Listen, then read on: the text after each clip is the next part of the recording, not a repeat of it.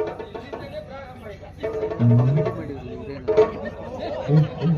ಎಂತ ಮಾಡ್ತೀಯ?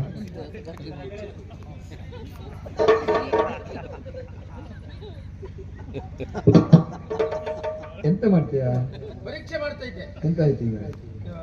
ಬಾಯಿಗಂಡ ಯಾರಿಗೆ? ನಿಮಗೆ. ಎಂತಾಯ್ತು? ನಿಮ್ ಪರಿಸ್ಥಿತಿ ಏನಾಗಿದೆ ಗೊತ್ತುಂಟಾ? ಹಾ, ಈ ಕರುಳು ಮೇಲೋಗಿದೆ, ಮೆದುಳು ಕೆಳಗೆ ಬಂದಿದೆ.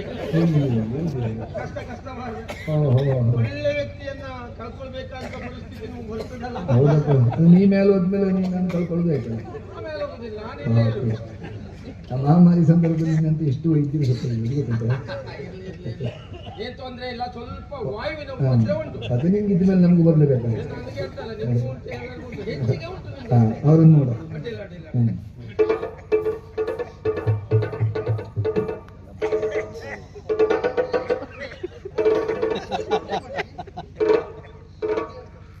ಇದೆ ಇಲ್ಲಿ ಏನೋ ಒಂದು ಸಮಸ್ಯೆ ಇದೆ. ಹೌದೌದು. ಓಯ್ ಓಯ್, ಇಂದ ಈಗ ತೊಂದ್ರೆ ಇಲ್ಲ, ಗಟ್ಟಿ ಇದ್ದಾರೆ. ಹಾ. ಒಂದು 15-20 ವರ್ಷ ಹೋದ್ಮೇಲೆ ಸ್ವಲ್ಪ ತೊಂದರೆ ಇದೆ. ಅಷ್ಟೇ.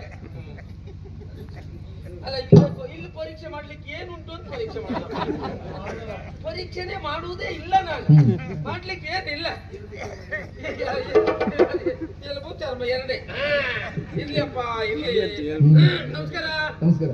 ಪರಿಚಯ ಆಯ್ತಾ?